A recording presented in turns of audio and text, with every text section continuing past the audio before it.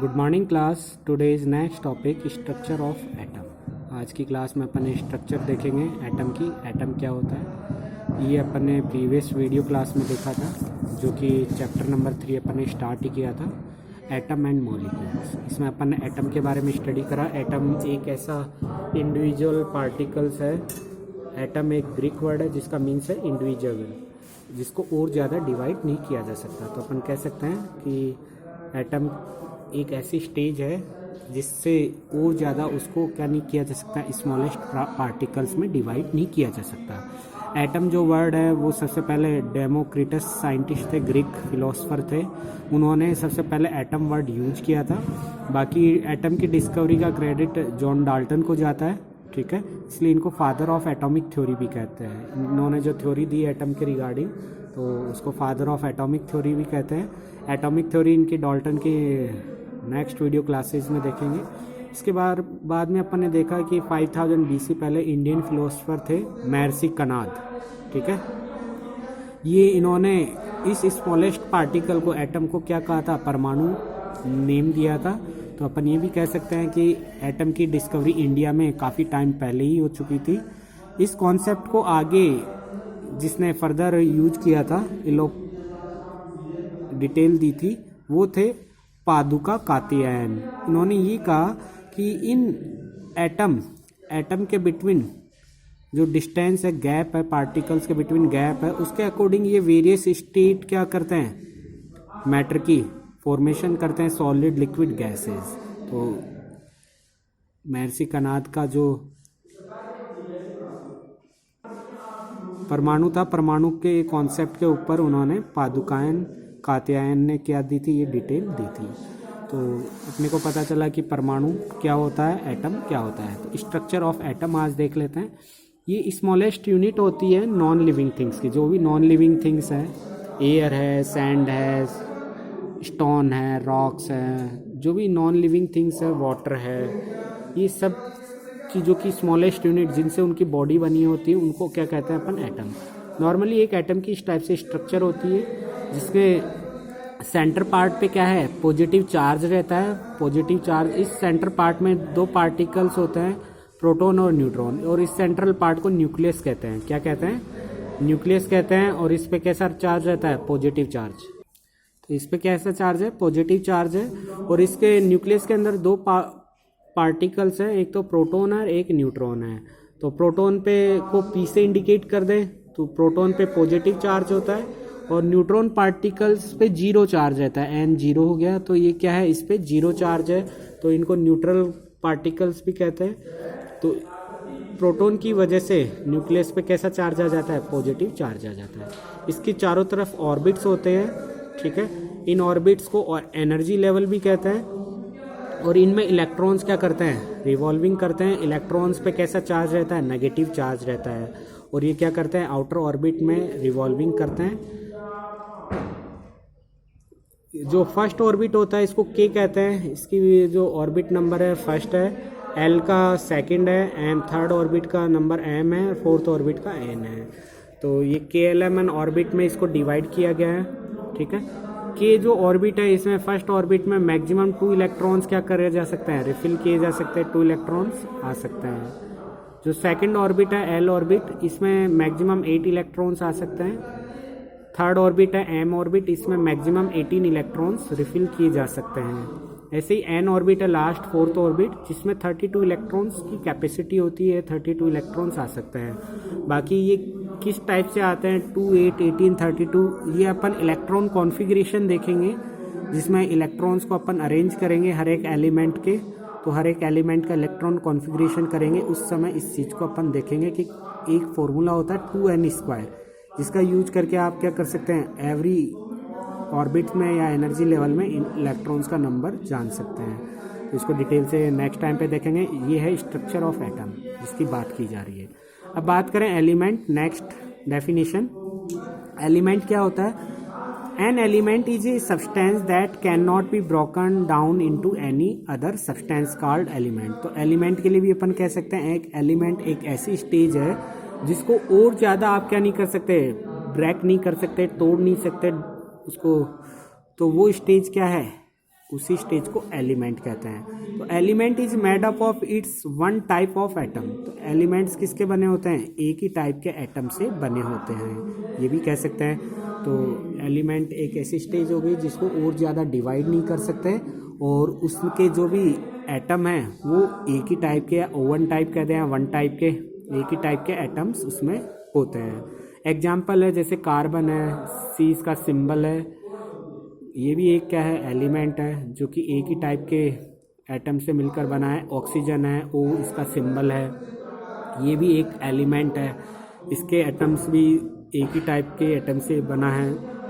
Hydrogen है, H इसका symbol है, गोल्ड है, एयू इसका सिंबल है, सिल्वर है, एजी है इसका सिंबल, आयरन एफई है, एक्सेट्रा। ये सारे क्या है? एलिमेंट्स हैं।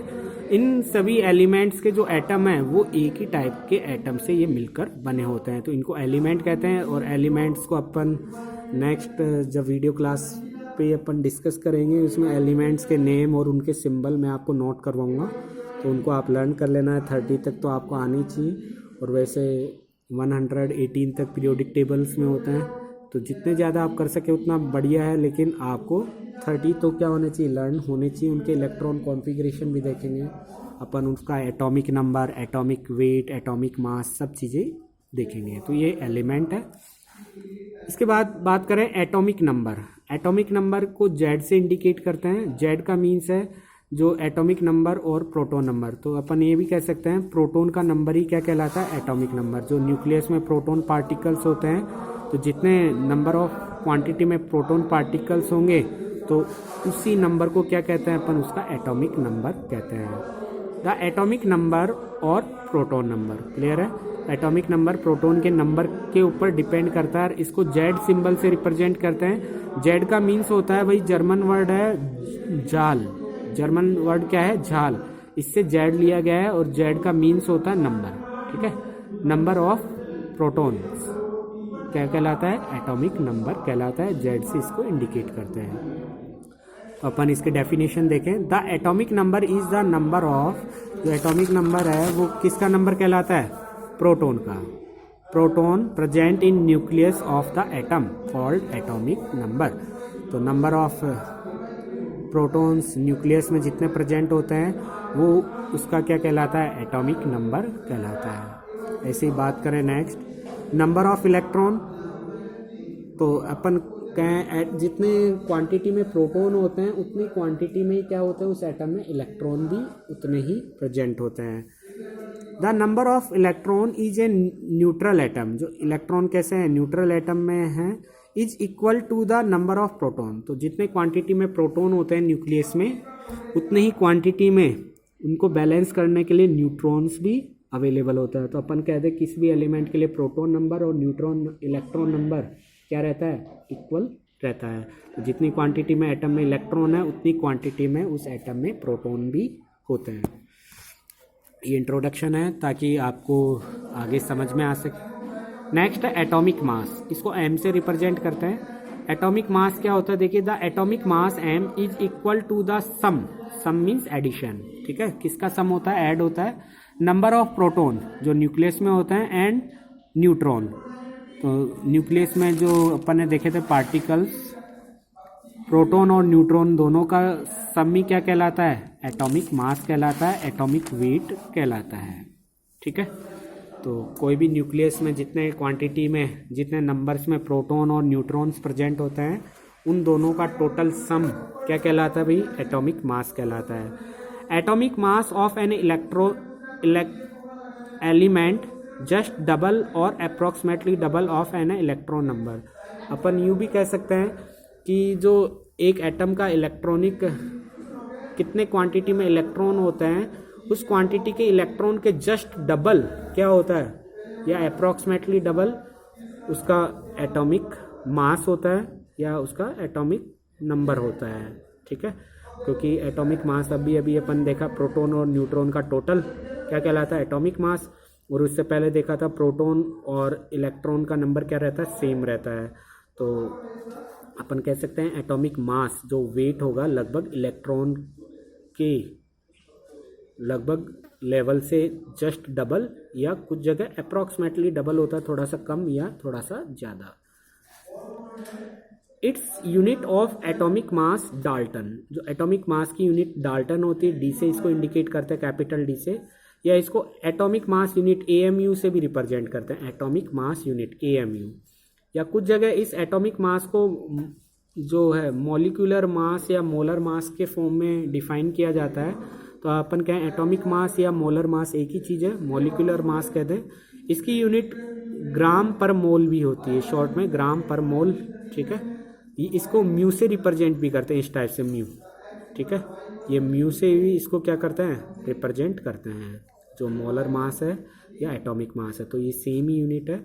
जब एटॉमिक मास आ जाता है, जब एएमयू या डाल्टन से भी रिप्रेजेंट कर सकता है डी से, या फिर स्पेशली इस एटॉमिक मास को मोलर मास या मॉलिक्यूलर मास भी कहते हैं। जब इसको या तो आप ग्राम पर मीटर, ग्राम पर मोल या फिर म्यू से भी इसको रिप्रेजेंट कर सकते हैं। तो इसके ऊपर कुछ क्वेश्चंस हैं जो कि अपन लास्ट में पहले एलिमेंट्स को समझेंगे, उसके एटॉमिक नंबर क्या क्या होते हैं, इलेक्ट्रॉन नंबर क्या होता है, न्यूट्रॉन नंबर क्या होता है, इसके बाद में अपन इस चीज़ को देखेंगे। नेक्स्ट है नंबर ऑफ न्यूट्रॉन।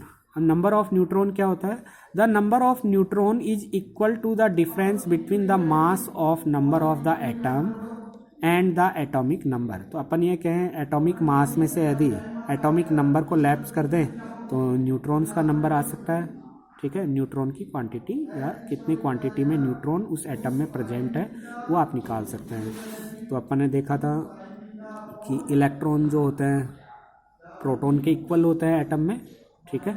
और जो प्रोटॉन का नंबर है उसी को क्या कहते हैं, एटॉमिक नंबर। और प्रोटॉन और न्यूट्रॉन मिला के क्या कहला रहे हैं, एटॉमिक मास कहला रहे हैं। और न्यूट्रॉन का नंबर निकालें तो प्रोटॉन में से एटॉमिक मास को लैप्स कर दें तो न्यूट्रॉन का नंबर निकल जाएगा। ये मैंने कहा यहाँ एटॉमिक मास में से एटॉमिक नंबर, जिसको न्यूट्रॉन प्रोटॉन नंबर कहते हैं, एटॉमिक नंबर को प्रोटॉन को आप लैप्स कर देंगे तो आपके पास न्यूट्रॉन्स आ जाएंगे। नेक्स्ट टेबल, एलिमेंट्स की टेबल अपन 30 तक नेक्स्ट वीडियो क्लास में देखेंगे। उसमें उसका एटॉमिक नंबर क्या होता है, उसमें कितने प्रोटॉन प्रेजेंट होते हैं, कितने इलेक्ट्रॉन्स होते हैं, उसका इलेक्ट्रॉन कॉन्फ़िगरेशन भी देखेंगे। तो आज के लिए इतना ही। Thank you, have a nice day.